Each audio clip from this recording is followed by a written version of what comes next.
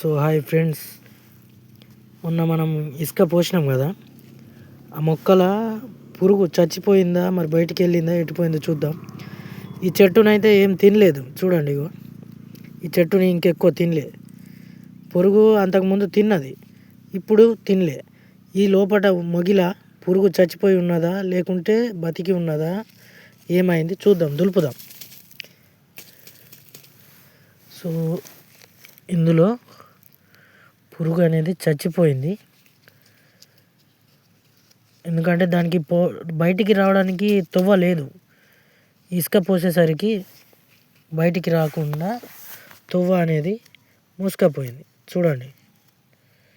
So అందువల్ల అది అక్కడే చనిపోయింది, ఎండకు చనిపోయి దాని గుడ్లు కూడా చెడిపోయినాయి.